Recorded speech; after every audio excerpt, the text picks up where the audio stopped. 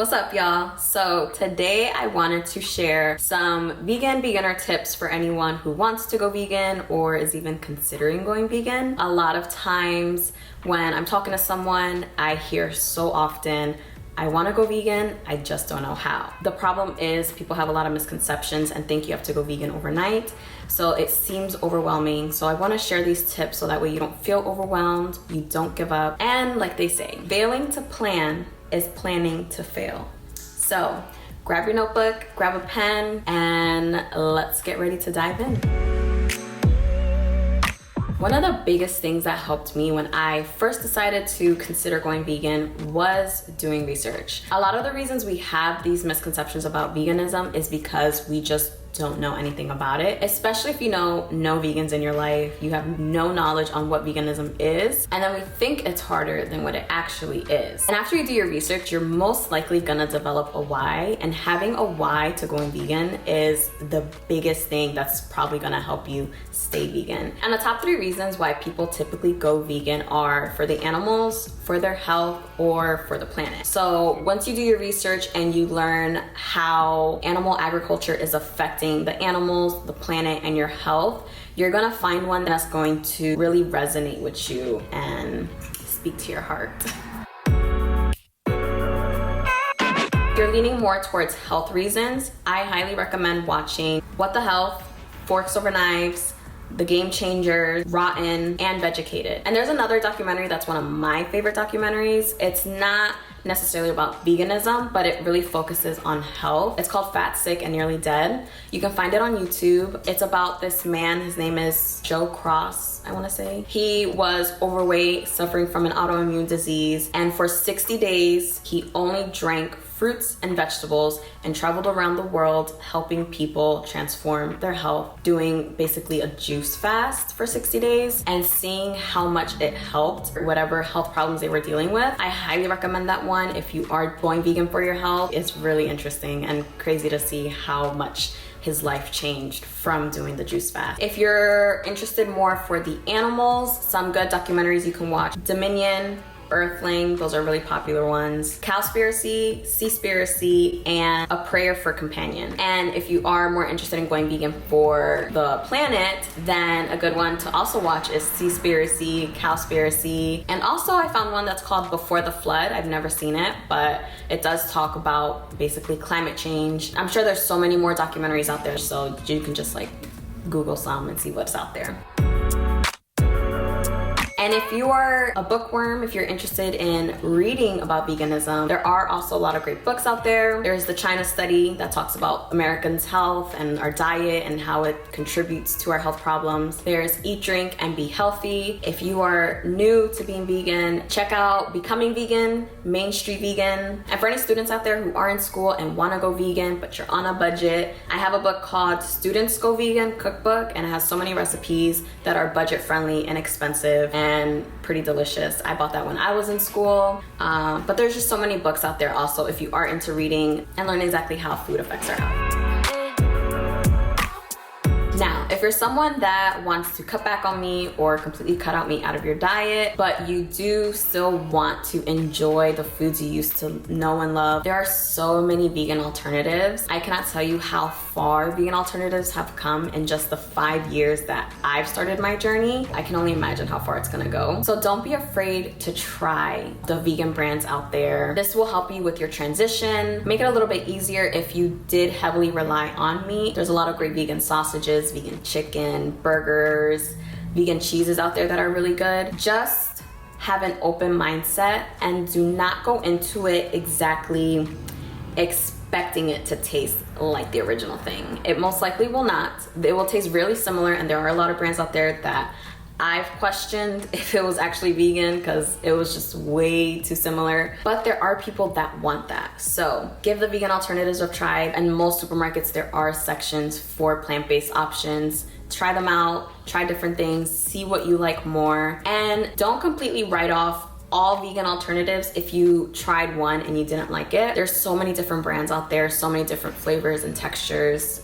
There's some brands that got it right, and there's some brands that could use a little bit more work. So try different ones, play around and see which one you like. But also do not only rely on the vegan alternatives. You want to stick to whole foods as much as possible. In general, whether it's vegan or non-vegan, processed foods is not the healthiest for us. Try to have like an 80-20 balance when it comes to healthy vegan food. With, you know, your occasional vegan junk food, it's okay, have a good balance of both if that's your preference. There's vegan meat, vegan milk, vegan cheese, butter, yogurt, ice cream. There's even vegan egg, vegan mayonnaise. There's just so much out there. Definitely give them a try and slowly start to replace easy alternatives that you can try and that you like.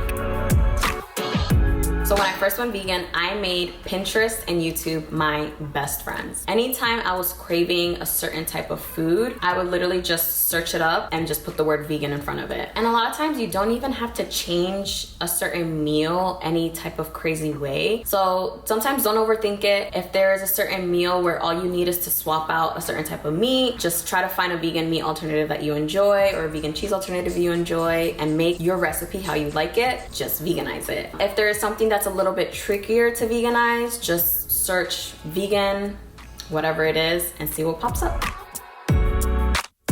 Now, I'm not a doctor, so please consult with your doctor.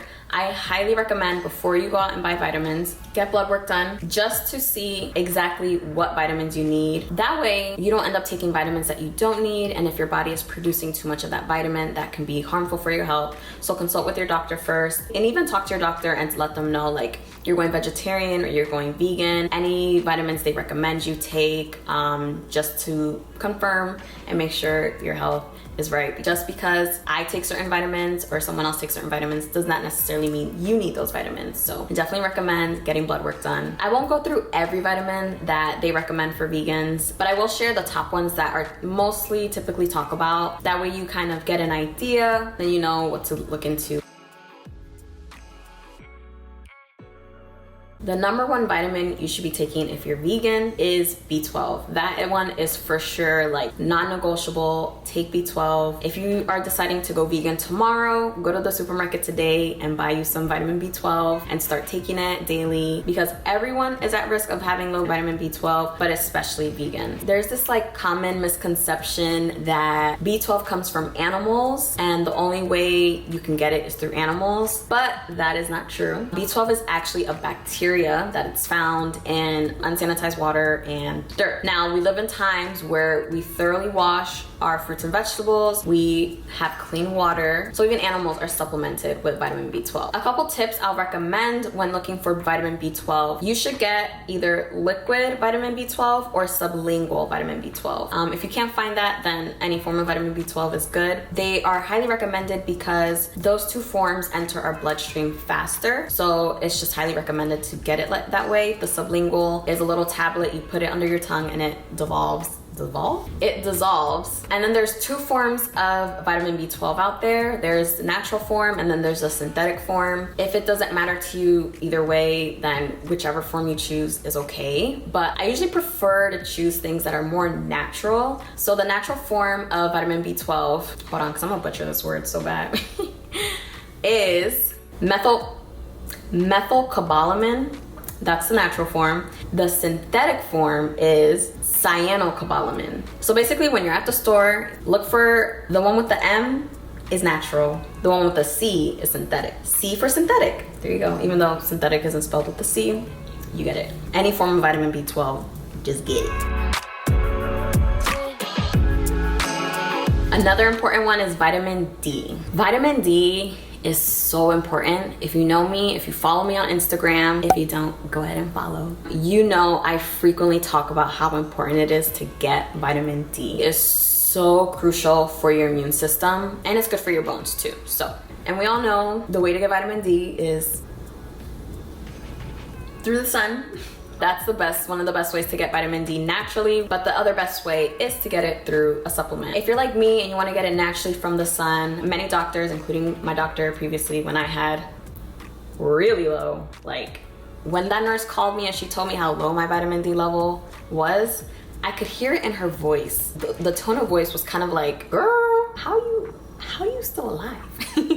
It was just so low. And it explained why I was getting sick all the time. I was tired all the time. And that was in the winter time. So I take vitamin D every day. But I also, in the summertime, I like to take advantage of the sun and get it naturally. So if you are that way and you want to do it that way as well, they recommend 15 to 30 minutes out in the sun with your skin exposed, no sunscreen, depending on your skin complexion. So if you have lighter skin tone, then you need to spend less time in the sun, probably like 10 to 15 minutes, depending how easily you burn. I'm not you, so you figure it out for yourself. If you have darker skin tone, then you would need longer time in the sun, probably like 20 to 30 minutes around there. Again, discuss this with your doctor if you want, and just use your judgment. Like if it is 100 degrees outside and the sun is blazing, obviously don't go out there, like if you don't have to. But on like a regular hot summer day and the sun is great, it's not too hot, then just being outside and having your skin exposed to the sun, you can get the daily amount of vitamin D that you need just from that.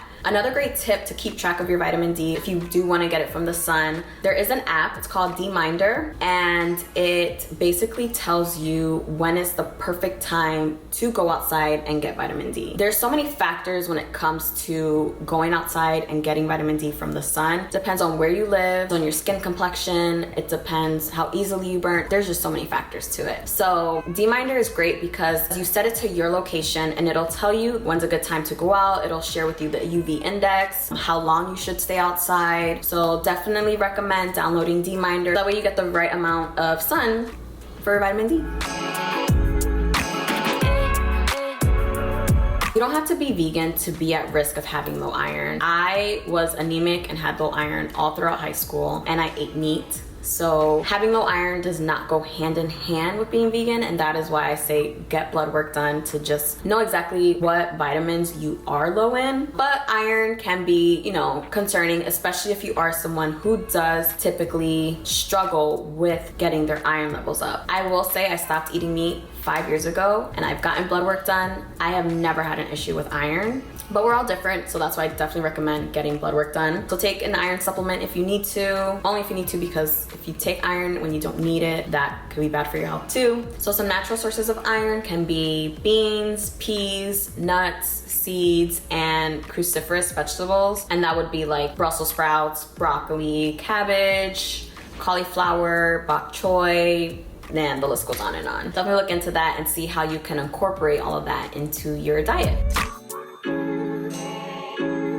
Calcium is another popular one that people worry about when they go vegan. Our whole lives we've been raised to believe that milk builds strong bones because of calcium. While calcium does build strong bones, milk is not the only source of calcium. It's interesting because there are a lot of research and studies out there that are proving that milk might actually be weakening our bones instead of strengthening our bones. I feel like Americans, we drink a lot of milk, and yet, according to the CDC, 7 out of 10 Americans are deficient in calcium. If we are drinking milk to get calcium, why is it that we don't have some of the strongest bones? Milk is very inflammatory, it's very acidic, so just overall just has a lot of negative effects on our body. Actually, I want to say milk, dairy in general is just very inflammatory. So ditch the dairy and just get calcium from bok choy, kale, broccoli, chickpeas, and I'm pretty sure almost all plant-based milks have calcium.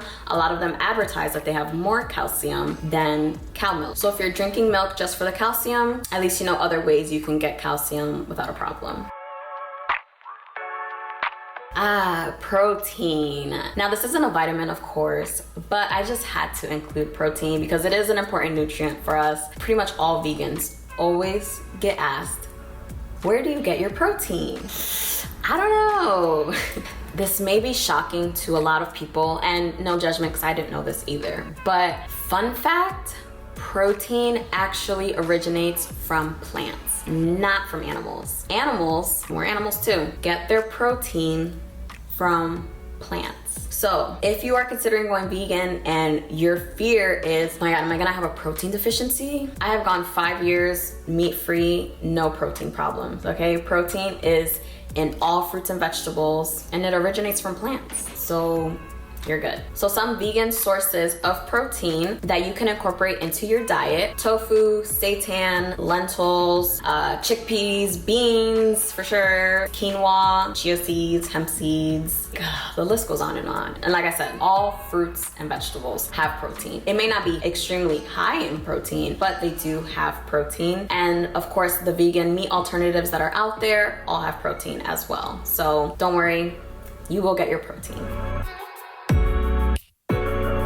If you want to go vegan, you do not, I repeat, do not have to do it overnight. It is your journey. Go at your own pace. Do not feel like you have to do it overnight. If you can, that is amazing, good for you. But take baby steps, go as slow as you need to. And remember, your whole life you ate meat. I ate meat for 22 years. I was vegetarian for 2 years before I really decided to commit to being vegan. It doesn't have to be extremely hard as long as you take as much time as you need to figure it out for yourself. Don't rush it, don't overwhelm yourself and try to do everything at once, because that is when you're gonna feel like, I can't do this, I'm done. So just start with what'll be easiest for you, and then the more comfortable you get, the more you feel like you've mastered this step, then move on to the next one, and then move on to the next, and before you know it, you'll be vegan. So one of the things you can do is doing one vegan meal a week. Out of your 21 meals, just make one vegan. I feel like that is one of the easiest ways to start your journey. And that way you can really experiment with different recipes, different vegan products. That way you don't overwhelm yourself. If you are someone who heavily eats meat and dairy, just do one vegan meal a week. Or you can do one vegan day a week, where you dedicate one day to just eating vegan for breakfast, lunch, and dinner. There's some people that do meatless Mondays and then just continue to grow from there. One day turns into 2 days, but just go at your pace until you feel like you're ready, like, okay, I can do 2 days now. Before you know it, you're gonna do a week, a month, and you're gonna be a year into it. So try that. Another thing you can consider doing is cutting out whichever will be easiest for you. So if you feel like cutting out dairy will be easiest for you, cut out dairy. If you feel like cutting out meat will be easiest for you, then cut out meat. Or you can start off cutting out certain meat groups. So you can start by cutting out deli meats first, and then work your way to red meat, and then work your way to chicken, and then work your way to fish, then work your way to dairy. However you wanna do it, whatever works for you, let it rock and do it. If your goal is to be vegan, you will get there. It doesn't matter how long it's gonna take. Take it one day at a time. You got this. And just be kind to yourself. Like, if you have a day that you slip up, it's all right. The next day, just try again. It's what you make of it. You can make delicious meals. It doesn't have to be expensive. It can be really inexpensive, and just have fun with it. And soon it'll just be second nature to you. If you know no vegans, you want to surround yourself with super supportive people, like-minded people that can help you on your journey, that can inspire you. It might not be that easy in the beginning if your family isn't supportive. I had a good mix of support and not support from my family. You will hear a lot of jokes. There will be a lot of shit talking probably if your family is full of shit talkers like mine. Don't let that scare you into not wanting to go vegan. That's why it's important to find your people. Find other vegans out there that you can talk to, that can inspire you, that will support you when you are having tough times. Remember, most vegans weren't raised vegan. So if you feel alone, trust me, we all start somewhere, and it's nice to have someone that can share their journey with you, that you can relate to and be like, oh, okay, so I'm not the only one. So find your people, go on Instagram, go on YouTube, find people that you can relate to that can have some bomb-ass recipes for you to try. Remember, you do not have to feel alone. And if you need someone, feel free to leave a comment or slide into my DMs on Instagram. If you don't follow me, here's my @ and we can be friends. So yeah, those were my tips, and I hope they were helpful for you if you are interested in starting your vegan journey, or if you know someone who's interested in going vegan. Feel free to leave a comment and let me know what was the most helpful tip. If you are vegan, love for you to share any tips that you have that helped you on your vegan journey. Definitely want to help as much people as possible. So thanks so much for watching, and feel free to subscribe if you haven't already for more tips in the future. Bye guys.